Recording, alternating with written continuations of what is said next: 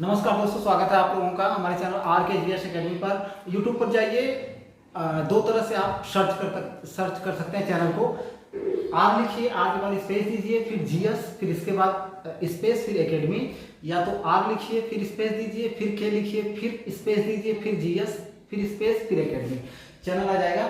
फिलहाल चलिए, ज़्यादा बातें करने का समय नहीं है। आज ऑफलाइन कोचिंग भी बंद थी, कारण ये था कि मुझे कुछ कामों से जाना पड़ा था, इसलिए मैंने सोचा कि जल्दी से एक वीडियो आप लोगों को अपलोड कर दूं। पीसीएस परीक्षा नज़दीक है, बाकी और एग्जाम के लिए भी आपके लिए आईएमपी होगा। और जो चैप्टर मैंने उठाया है मॉडर्न हिस्ट्री का, एक चैप्टर है शाही नौसेना विद्रोह। यहाँ से क्वेश्चन आते रहते हैं, तो प्री प्लस मेंस दोनों को साथ लेकर के चलेंगे। तो हमारा जो चैप्टर है वह है शाही नौसेना विद्रोह।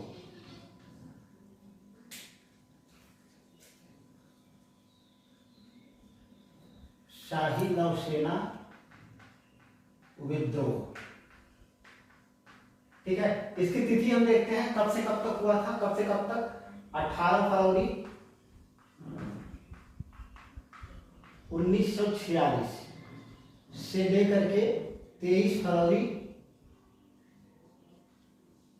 1946 तक, ठीक है। तो इसकी डेट आपको याद करके रखना है। मध्यकालीन भारत के इतिहास में कई विद्रोह हुए हैं, किसानों से संबंधित विद्रोह हुए हैं, इसके बाद धार्मिक संप्रदाय से संबंधित विद्रोह हुए हैं, और भी सैनिकों से संबंधित विद्रोह हुए हैं, कृषकों से संबंधित विद्रोह हुए हैं। सारे विद्रोहों को, सभी विद्रोहों को हम एक एक वीडियो में देखते हुए चलेंगे। आज जो मैंने चैप्टर उठाया है वह है शाही नौसेना विद्रोह, क्योंकि आज़ादी से कुछ समय पहले विद्रोह हुआ था, और इस विद्रोह ने कह सकते हैं कि अंग्रेजी साम्राज्यवाद की नींव को हिला करके रख दिया था। अब यहाँ से क्वेश्चन प्रीलिम्स में भी आता है और मेंस में लिखने को भी आता है, या मेंस में ऑप्शनल है वहां पर भी आता है। तो सबसे पहला क्वेश्चन बनता है कि शाही नौसेना विद्रोह की तिथि क्या है। तो आपको ये तिथि याद होनी चाहिए। 18 फरवरी 1946 से चला था 23 फरवरी 1946 को। और इस समय आपका दूसरा फैक्ट बनेगा कि भाई इस समय वायसराय कौन था। तो ऑप्शन जाएगा आपका इस समय लॉर्ड वेवेल क्या थे, यहाँ के वायसराय थे। उन्हीं के समय में यह विद्रोह हुआ था। अब ये विद्रोह का रीजन क्या था? रीजन ये था कि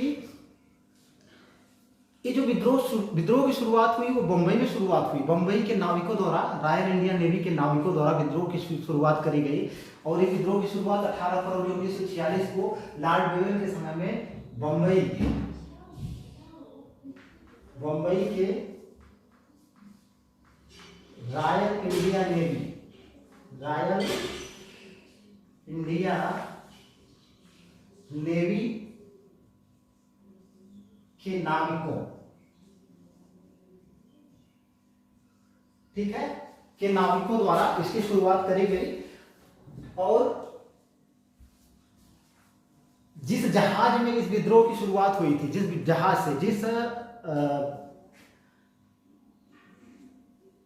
से इस विद्रोह की शुरुआत हुई थी, उसका नाम क्या था? मतलब किस जहाज के नाविकों ने सबसे पहले विद्रोह किया था? तो उस जहाज का नाम था कौन सी जहाज? किस जहाज में विद्रोह शुरू हुआ? जहाज का नाम था HMIS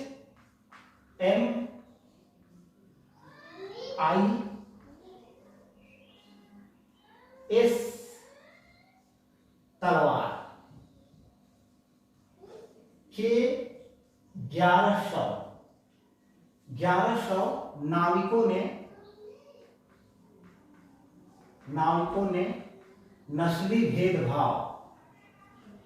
नस्ली भेदभाव व खराब भोजन को लेकर विद्रोह किया।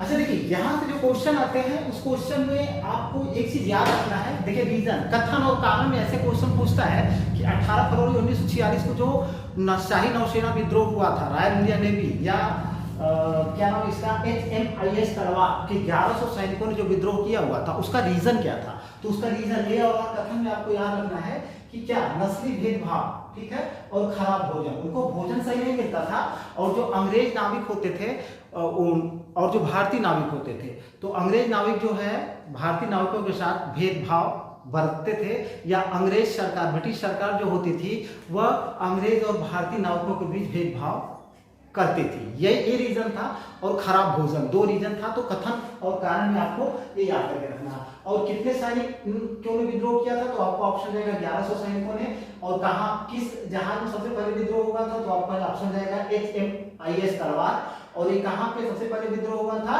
तो आपका ऑप्शन जाएगा बंबई में हुआ था। और किसके शासनकाल में हुआ था, तब आपका ऑप्शन जाएगा लॉर्ड बेवेल के शासनकाल में हुआ था। और अगर सन पूछा है सन कई बार पूछा है, तो 18 फरवरी 1946 को हुआ था। ठीक है, अब इसके तुरंत बाद होता क्या है, इसके तुरंत बाद होता क्या है, इसको देखते हैं। जब यहाँ बंबई में विद्रोह हो गया, बंबई के नाविकों ने विद्रोह कर दिया, तो इसके तुरंत बाद यानी कि ठीक एक दिन बाद क्या होता है, यानी 19 फरवरी को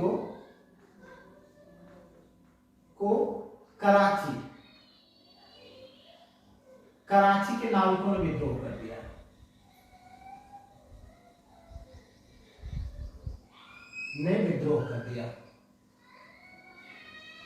ठीक है, एक दिन बाद फिर कराची के नाविक विद्रोह कर देते हैं। ठीक है, और इसी दिन 19 फरवरी को ही, इसी दिन लगभग ये जो विद्रोह होता है HMIS तलवार, तो यह विद्रोह फैल करके चला जाता है कहां पे, न्यू कैसल।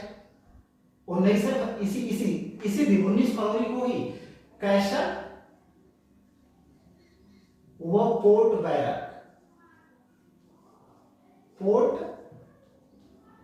बैरक के नाविक, ठीक है, 18 फरवरी को यहां विद्रोह होता है। इसके बाद क्या करते हैं, न्यू कैसल या कैसल और पोर्ट बैरक के नाविक भी इस विद्रोह में शामिल हो जाते हैं, नाविक विद्रोह में शामिल हो जाते हैं। और इसी दिन जो है कराची के जो नाविक थे वह भी इस विद्रोह में शामिल हो जाते हैं। ठीक है, तो एक क्रम भी पूछ देता है, तो क्रम आपको याद होना चाहिए। पहला HMIS तलवार, कैसल और पोर्ट बैरक 19 को हुआ था, 19 को ही हुआ था। तो क्रम में तलवार के बाद आपका आएगा कराची। ठीक है, कराची के नाविकों द्वारा विद्रोह कर दिया गया था। ठीक है, इसके बाद क्या घटना घटती है, अब अगर कराची के बाद अगर नंबर देखा जाए, तो कराची के बाद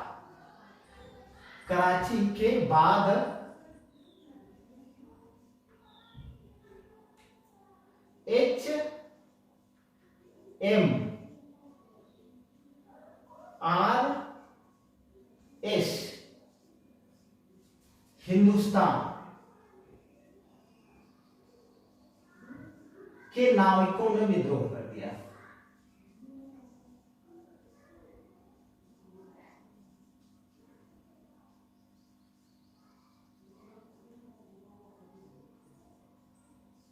ठीक है, अब देखिए यहां से क्वेश्चन आपको कैसे क्या पढ़ना है, ऊपर की चीजें मैंने बता दी है। अगर क्रम पूछता है तो पहले क्रम पे HMIS तलवार आ जाएगा, 1100 कितने सैनिक, 1100 सैनिक यानी 1100 सैनिक। ठीक है ना, रीजन ये हो जाएगा। और फिर इसके एक दिन बाद कराची के नाविक विद्रोह करते हैं। और कराची के बाद नंबर किसका आता है, किस जहाज के नाविक विद्रोह करते हैं, HMRS हिंदुस्तान। ठीक है, तो ये 2-3 क्रम से अगर पूछेगा तो क्रम भी आपको याद होने चाहिए। ठीक है, अब इसके बाद क्या होता है, जब इन 3 जगहों पे विद्रोह हो जाता है, तो अब अन्य जगहों के नाविक भी, मतलब कई जगह ऐसे होते हैं जहां के नाविक विद्रोह में खुले तौर पे सामने तो नहीं आते हैं, लेकिन सांकेतिक विद्रोह कर देते हैं। तो अगर सांकेतिक विद्रोह की बात की जाए, कई जगहों पे सांकेतिक विद्रोह होता है, सांकेतिक विद्रोह। जैसे अगर हम बात करें तो उसमें आपका आ जाएगा मद्रास, जैसे मद्रास के नाविक हो गए, विशाखापत्तनम के हो गए। ठीक है, इसके बाद आपके कलकत्ता के नाविक हो गए, दिल्ली के हो गए,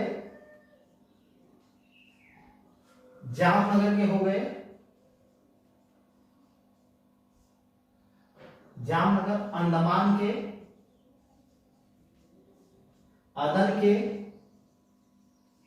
आदि जगहों पे जब यहाँ पे विद्रोह हो जाता है तो इस विद्रोह के समर्थन में यहाँ के भी नाविक जो है विद्रोह में शामिल हो जाते हैं। कहने का मतलब क्या है, खुले तौर पे नहीं लेकिन सांकेतिक हड़ताल शुरू कर देते हैं, सांकेतिक रूप से विद्रोह कर देते हैं, ठीक है। और इसमें अगर देखा जाए तो लगभग इन स्थानों के सिवाय कुछ अन्य स्थान और भी हैं, तो लगभग जो आंकड़ा निकल करके आया है कि लगभग 72 जहाजों, ठीक है, 72 जहाजों के नाविक इस सांकेतिक हड़ताल में शामिल हुए थे। और अगर प्रतिष्ठान के बात किया जाए तो 20 तटवर्ती प्रतिष्ठान, 20 तटवर्ती प्रतिष्ठान के लगभग 20,000 नाविकों ने सांकेतिक हड़ताल कर दी, सांकेतिक हड़ताल, ठीक है। बार बार यहां से डिस्टर्ब हुआ है। अब देखिए, आप प्री देने जाओ चाहे मेंस देने जाओ, अगर मेंस में लिखने को आता है तो ये सारी चीजें आपके पास, चूंकि जब आपके पास फैक्ट रहेंगे तो आप मेंस लिखने बैठोगे तो आपको कोई दिक्कत नहीं होगी। तो बाकी प्रीलिम्स के लिए तो ये सारी चीजें आईएमपी है, ए और आर करके दे सकता है, यानी कि ये आपका जो एक क्रम सीरीज है इसको दे सकता है। और इसके बाद ये सब चीजें लिखने में आपको काम आएगी। सांकेतिक विद्रोह कहाँ पे हुआ था? मद्रास, विशाखापत्तनम, कलकत्ता, दिल्ली, जामनगर, अंडमान, अदन के लगभग 72 जहाजों में हुआ था। लगभग 72 जहाजों के नाविकों ने सांकेतिक विद्रोह किया था, हड़ताल किया था। और 20 तटवर्ती प्रतिष्ठानों के लगभग 20,000 नाविकों ने सांकेतिक हड़ताल किया था, ठीक है। अब देखिए, भारत में विद्रोह का एक स्वरूप रहा है कि विद्रोह शुरू होता है एक सीमित दायरे में, मतलब कहने का मतलब सीमित क्षेत्र में शुरू होता है और सीमित लोगों तक रहता है, लेकिन धीरे धीरे बढ़ते हुए मतलब इसका दायरा विस्तृत हो जाता है और बहुत से लोग इसमें शामिल हो जाते हैं। यही बात यहाँ पर भी हुई थी, यहाँ पर भी। और सबसे भयंकर जो चीज देखी गई थी, हड़ताल का सबसे भयंकर स्वरूप अगर कहीं रहा था तो बंबई में रहा था, ठीक है। कहाँ पे? बंबई में रहा था, ठीक है। अगर क्वेश्चन आता है कि नाविक विद्रोह जो है, नाविक विद्रोह का सबसे भयंकर स्वरूप कहाँ देखने को मिलता है, मुंबई, कलकत्ता, दिल्ली, मद्रास वगैरह करके ऑप्शन में, तो बंबई में देखने को मिलता है। क्योंकि यहाँ पर जो है अब इसमें लोगों की भीड़ इकट्ठी हो जाती है, लोग जो है इन नाविकों के समर्थन में बाहर आ जाते हैं। तो जैसे शुरू में क्या करते हैं, शुरू में जैसे क्या करना, प्रदर्शन करना, ठीक है, प्रदर्शन,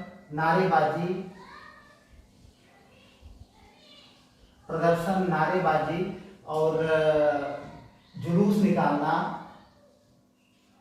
ठीक है। और बाद में चल करके कई जो है ऐसे प्रतिष्ठान थे, मतलब सरकारी प्रतिष्ठान, अंग्रेजों के प्रतिष्ठानों पर हमला करना, ठीक है ना।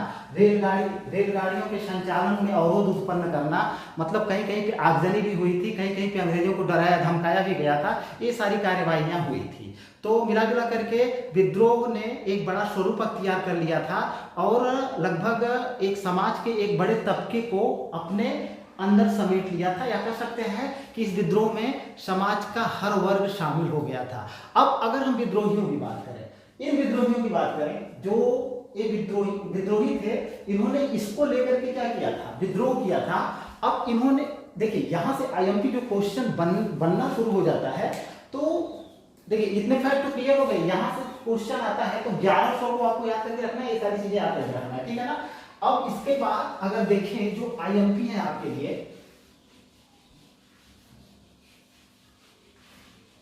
ये जो सैनिक थे, ठीक है, इस सैनिकों ने, मतलब सैनिकों की एक मांग थी क्या, कि एक नाविक थे, नाविक बीसी दत्त, जिनका नाम था बीसी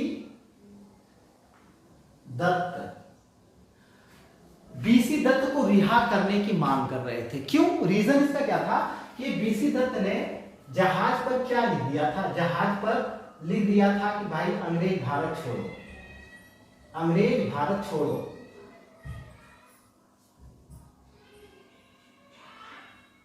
ठीक है, तो इनकी एक मांग ये थी कि बीसी दत्त को गिरफ्तार कर लिया गया तुरंत।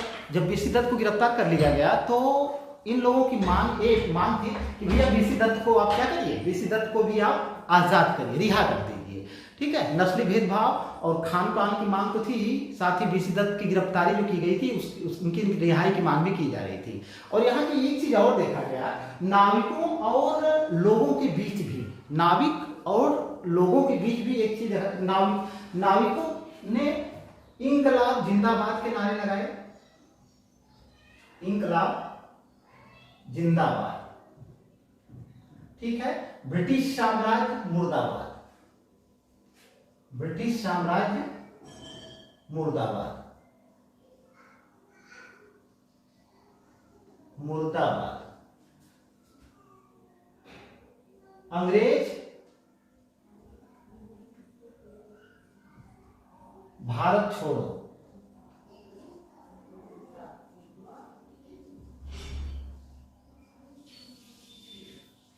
ठीक है, इस प्रकार के नारे लगा रहे थे। ब्रिटिश साम्राज्य मुर्दाबाद, इंकलाब जिंदाबाद, अंग्रेज भारत छोड़ो, इस प्रकार के नारे कौन लगा रहे थे? नाविक लगा रहे थे।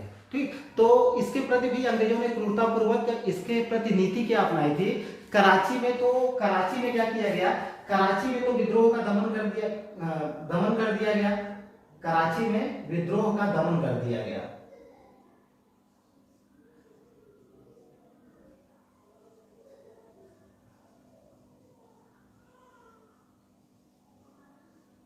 ठीक है, कराची में जबरदस्ती विद्रोहियों से दमन करवा लिया गया। और इसके बाद अगर देखा जाए तो बंबई की बात अगर आती है तो बंबई सबसे भयंकर स्वरूप बंबई में अख्तियार किया था, क्योंकि हम देखते हैं बंबई में एक मतलब चीज देखते हैं हम कि बंबई में 22 फरवरी को अभूतपूर्व हड़ताल हुई थी, अभूतपूर्व हड़ताल हुई थी, जिसमें लगभग 20,000 मजदूरों ने हिस्सा लिया था। यानी 20,000 मजदूरों ने क्या कर दिया था? हड़ताल कर दिया था। तो बंबई में, और बंबई में ही बहुत सारी चीजें देखी गई। डाटा है, डाटा से आप लोगों को मतलब नहीं है। अगर मेंस में जाओगे तो आप जो है विपिन चंद्रा की बुक या एस.के. पांडे जी की बुक आप मतलब देख सकते हैं, वहां से आपको अच्छी चीजें मिल जाएंगी।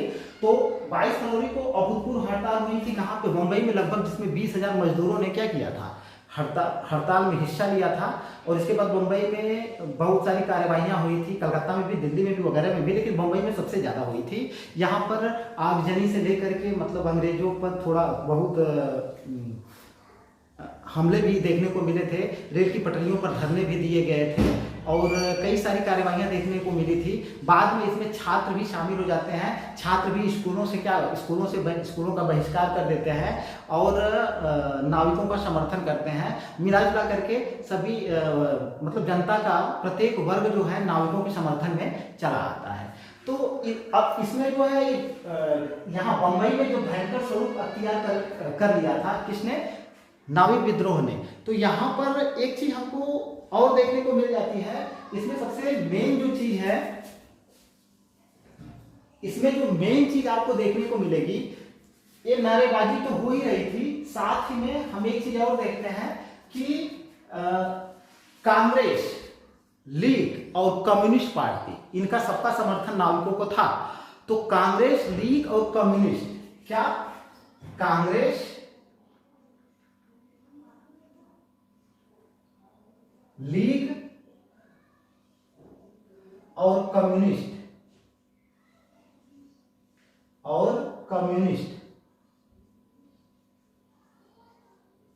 पार्टी का झंडा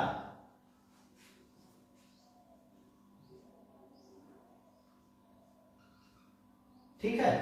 कांग्रेस का क्या था? तिरंगा। कांग्रेस का तिरंगा सबको पता है। और इसके बाद लीग का जो था हरा, लीग का हरा, और कम्युनिस्ट का क्या था? लाल। ठीक है, तो कांग्रेस का तिरंगा, ये हो गया कांग्रेस का तिरंगा, ये कांग्रेस का था, ये लीग का हरा था, ठीक है, और ये जो है कम्युनिस्ट का, ये कम्युनिस्ट का लाल था। ठीक है, कम्युनिस्ट का लाल। मतलब तिरंगा, हरा और लाल तीनों प्रकार के झंडे लेकर के मतलब क्या हो रहे थे, प्रदर्शन हो रहे थे नाविकों द्वारा भी और लोगों द्वारा भी। इसका मतलब क्या संदेश जाता है, कहने का मतलब क्या है कि एक इस विद्रोह में एक अभूतपूर्व, एक बहुत ही अच्छी चीज दिखाई देती है। और वह अच्छी चीज क्या है कि अब कम्युनिस्ट जो है, कम्युनिस्ट की अगर बात करें और अगर हम बात करें लीग की, तो कई बार हिंसक घटनाएं भी हो चुकी थी यहाँ पे और बाद में भी हुई है। और कम्युनिस्ट का जो कम्युनिस्ट विचारधारा थी वो कांग्रेस विचारधारा से नहीं मिलती थी, लेकिन यहाँ पे हम देखते हैं कि अभूतपूर्व एकता तीनों में देखने को मिलती है कम्युनिस्ट, क्योंकि जो सैनिक थे और जो लोग थे वह तीनों झंडे को लेकर के साथ में चल रहे थे। अब इसमें जो है एक क्वेश्चन और बन जाता है कि ये जो लीग का ये जो मतलब लाल झंडा था, ठीक है, तो ये जो हरा झंडा है किसका है, लीग का, मतलब मुस्लिम लीग का। हरा झंडा जो था वह बीच में और लाल झंडा और तिरंगा झंडा अगल बगल। तो अगर क्वेश्चन करें कि शाही नौसेना विद्रोह में बीच में किसका झंडा था, तो आपका ऑप्शन जाएगा हरा, लीग का हरा झंडा, और तिरंगा झंडा, तिरंगा और लाल झंडा मतलब उसके अगल बगल थे और बीच में लीग का हरा झंडा था। तो मिला जुला करके इसमें कहने का मतलब क्या है कि सभी पार्टियों ने हिस्सा लिया था, लगभग सभी ने इसका समर्थन किया था और बंबई में इसने भीषण रूप अख्तियार कर लिए थे। छात्र, मजदूर सब ने इसका समर्थन किया था, कम्युनिस्ट पार्टी ने भी समर्थन किया था, कांग्रेस ने भी समर्थन किया था और लीग ने भी समर्थन किया था। लेकिन बाद में यहाँ पे थोड़ा सा हो क्या जाता है कि दो लोग हस्तक्षेप इसमें करते हैं। एक आपको नाम मिलेगा सरदार वल्लभ भाई पटेल, सरदार वल्लभ भाई पटेल, और एक आपको नाम मिलेगा मोहम्मद अली जिन्ना, ठीक है। अब यहां से क्वेश्चन आता है कि किन्होंने नाविकों को आत्मसमर्पण करने की सलाह दी थी या किसके कहने पर नाविकों ने आत्मसमर्पण किया था। तो आप ऑप्शन में प्रीफर करोगे सरदार वल्लभ भाई पटेल को, अगर मोहम्मद अली जिन्ना भी नहीं है तो, ठीक है। अगर दोनों हैं तो तब भी आपका ऑप्शन सरदार वल्लभ भाई पटेल पे जाएगा, जिन्ना पे नहीं। अगर बी सी करके ऑप्शन है तब आप दोनों ऑप्शन को मारोगे, क्योंकि यहाँ पर विवाद होता है। सरदार वल्लभ भाई पटेल भी कहते हैं, मोहम्मद अली जिन्ना भी कहते हैं। तो कई जगहों पे कई बातें लिखी हुई मिल जाती है कि जिन्ना का जो संदेश था, तो जो मेनली कराची के या जो मुस्लिम नाविक शामिल हुए थे उनके लिए था कि आप लोग आत्मसमर्पण कर दो। और सरदार वल्लभ भाई पटेल की अगर जहां तक बात होती है तो इनका अनुरोध सबसे था कि आप भाई आत्मसमर्पण कर दो। और दूसरी चीज आती है कि कई लोगों ने आरोप भी लगाया था, कई सारे इतिहासकार भी हैं इसमें शामिल और कई ऐसे लोग भी शामिल हैं कि इन लोगों को ये भय हो गया था कि मतलब अब जबकि आज़ादी मिलने जा रही है, क्योंकि आज़ादी मिलने ही जा रही थी और सबको पता था कि आज़ादी अब मिलेगी, तो इन लोगों को ये चीज मतलब ये भय था। लिखा हुआ भी है, कई लोगों ने अपने विचार में प्रकट किए कि आज़ाद भारत में भी हमको सैनिकों की जरूरत पड़ेगी। तो अगर सैनिक इसी तरह से विद्रोह करेंगे तो बाद में भी एक गलत संदेश जाएगा, तो हो सकता है कि बाद में भी इनके अंदर विद्रोह की भावना रहे। तो इसको लेकर के, इस विचारधारा को लेकर के या इस सोच को लेकर के जिन्ना या सरदार वल्लभ भाई पटेल ने मतलब इनको आत्मसमर्पण करने की सलाह दी थी। लेकिन कई इतिहासकार और कई विचारक ऐसे हैं जिनका कहना था कि ऐसी कोई बात नहीं थी। मतलब इन लोगों पर सरदार वल्लभ भाई पटेल ने सलाह इसलिए दी थी क्योंकि इनको पता था कि कहीं मामला ज़्यादा बिगड़ न जाए, कहीं अंग्रेज जो है गोलीबारी पर उतारू न हो जाए। तो नाविक मतलब कराची में 5-6 नाविकों की जान भी चली गई थी, तो कहीं ऐसा न हो कि बंबई में भी या अन्य जगहों पर भी मतलब ऐसी संभावना हो जाए गोलीबारी की कि कई नाविकों को अपनी जान से हाथ धोना पड़े। और इन्होंने आश्वासन दिया था कि अगर आप लोग आत्मसमर्पण करेंगे तो आपके ऊपर किसी प्रकार की हम कार्यवाही नहीं होने देंगे। तो बंबई के नाविकों ने क्या किया, 24 फरवरी को आत्मसमर्पण कर दिया, 24 फरवरी को आत्मसमर्पण कर दिया,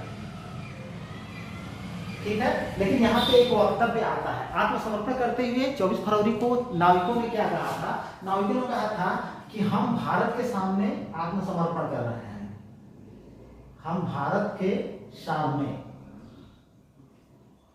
आत्मसमर्पण कर रहे हैं।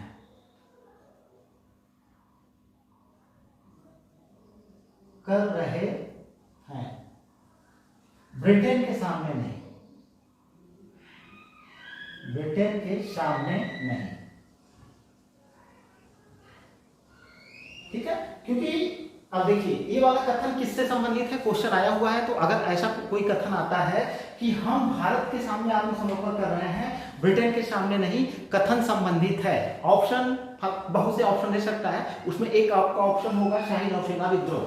तो आपका ऑप्शन जाएगा शाही नौसेना विद्रोह, क्योंकि सरदार वल्लभ भाई पटेल के सुझाव पर ही इन्होंने आत्मसमर्पण किया था।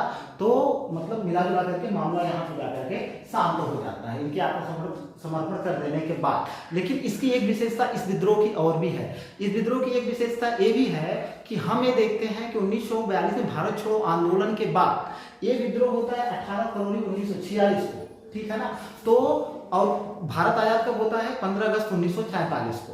तो आप जोड़ लीजिए इसके बाद भारत कितनी जल्दी आजाद हुआ था। तो अंग्रेज या ब्रिटिश यहां पे अगर शासन कर रहे थे तो किसके दम पे, यहां सबसे बड़ी बात है कि यहां का एक ऐसा वर्ग था जो उनका सपोर्ट करता था, ठीक है। जैसे जमींदार वर्ग थे, ठीक है, पूंजीपति वर्ग थे, या कुछ और वर्ग थे जो उनके सपोर्टर थे। लेकिन उसी तरह से एक सैनिक वर्ग भी इनका सपोर्टर था।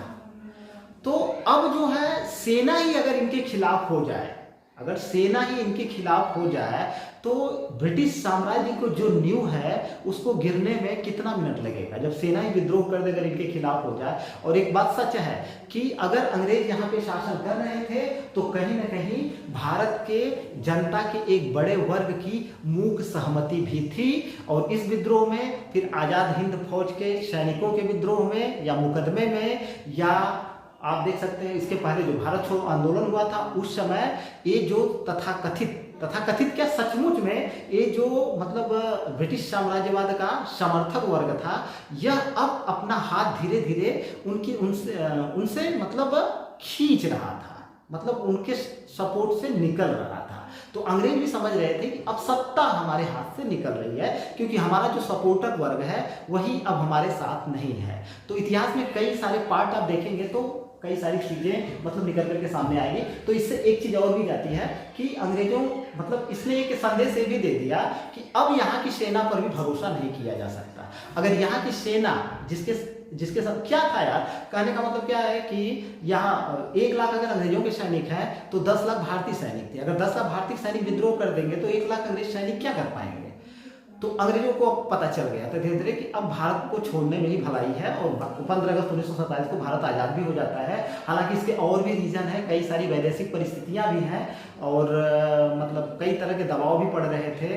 और द्वितीय विश्व युद्ध के बाद ब्रिटेन की जो साम्राज्यवादी मतलब जो प्रवृत्ति थी, या कह सकते साम्राज्यवादी रूपी जो अजगर था ब्रिटेन, अब वो जो है द्वितीय विश्व युद्ध में अजगर न बन करके अब वो धीरे धीरे मतलब एक छोटा सा सांप बन गया था। कहने का मतलब उसकी शक्ति कमजोर हो गई थी, उसको भारत छोड़ना ही छोड़ना था, ठीक है। तो मिला जुला करके इसने भी क्या कर दिया, इसने ये सिद्ध कर दिया कि अंग्रेजों की जो नींव है अब हिल रही है। तो यहाँ से जो क्वेश्चन आते हैं जो मैंने सारे क्लियर करवा दिए हैं, आप यही से क्वेश्चन आएंगे। बीसी दत्त से, मतलब बीसी दत्त का आपको नाम याद करके रखना है, ये वाला नाविक बीसी दत्त। किसको गिरफ्तार किया गया था, बीसी दत्त को, या साम्राज्यवाद ब्रिटिश साम्राज्यवाद मुर्दाबाद क्या बोलते हैं, अंग्रेज भारत छोड़ो, ठीक है। और इसमें हिंदू मुस्लिम एक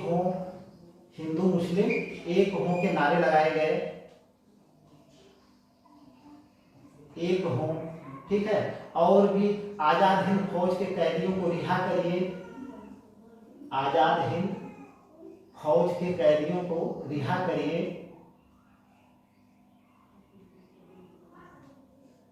कैदियों को रिहा करो। तो ये सारे नारे जो है किस विद्रोह से संबंधित हैं। जैसे मान लिया अगर पूछा जाए कि ब्रिटिश साम्राज्य मुर्दाबाद, अंग्रेज भारत छोड़ो, हिंदू मुस्लिम एक को, आजाद हिंद फौज के कैदियों को रिहा करो, ठीक है, इंकलाब जिंदाबाद, आज जितने भी नारे लगाए गए थे किस विद्रोह से संबंधित है, तुरंत आपका ऑप्शन जाएगा शाही नौसेना विद्रोह से संबंधित है, ठीक है ना। यहाँ से क्वेश्चन आता है किसने जो है नाविकों को क्या करने की आत्मसमर्पण की सलाह दी थी, तो आपका ऑप्शन जाएगा सरदार वल्लभ भाई पटेल और मोहम्मद अली जिन्ना ने भी समर्पण करने की सलाह दी थी। और मैंने कुछ चीज फैक्ट आपको क्लियर करवा दिया है। यहाँ से अब कब आत्मसमर्पण इन्होंने किया, 24 फरवरी को, डेट को आपको याद करके रखना है। और ए वाला कथन IMP है, हम भारत के सामने आत्मसमर्पण कर रहे हैं, ब्रिटेन के सामने नहीं, किसने? शाही नौसेना विद्रोह से संबंधित ये वाला कथन है। बस इतनी चीजें आप याद करके रखिए, प्री और मेंस में आपको कोई दिक्कत नहीं होगी। ठीक है, वीडियो देखने के लिए बहुत बहुत धन्यवाद। वीडियो को please like, share and subscribe. मैं मतलब पूरे जीएस से सारे वीडियो आपको प्रोवाइड कराता रहूंगा और आप प्री और मेंस में आपको दिक्कत नहीं होगी। थोड़ा सा लिखने की भी आप लोग प्रैक्टिस करिए। बाकी प्रीलिम्स से संबंधित जितनी भी चीजें मैंने यहाँ से क्लियर करवा दी है, कहाँ से क्वेश्चन कैसे पूछा जाता है। ठीक है, वीडियो देखने के लिए बहुत बहुत धन्यवाद।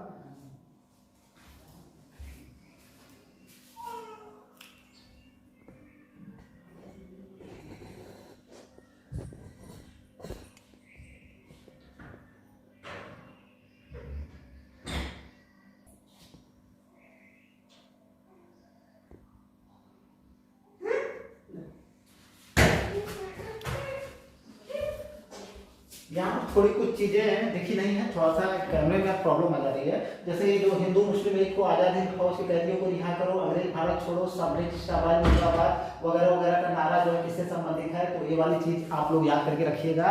बाकी यहाँ पे जो हम भारत के सामने आत्मसमर्पण कर रहे हैं, ब्रिटेन के सामने नहीं, किस विद्रोह से संबंधित कथन है, तो आपका ऑप्शन जाएगा शाही नौसेना विद्रोह से संबंधित कथन है। किसने जो है इसके लिए कहा था? सरदार वल्लभ भाई पटेल और मोहम्मद अली जिन्ना ने। तो विद्रोह कब शांत हुआ था? 24 नवंबर 1946 को। बाकी सारी चीजें क्लियर हो गई हैं। इसको मुझे थोड़ा सा जूम करके फिर से थोड़ा सा बनाना पड़ा है, हालांकि लेक्चर आपने सुना ही होगा। बाकी जो थोड़ा सा आपको दिख नहीं रहा था वो अब दिख गया होगा, तो आप नोट्स आराम से बना सकते हो। फिलहाल एक बार फिर से वीडियो देखने के लिए बहुत बहुत धन्यवाद।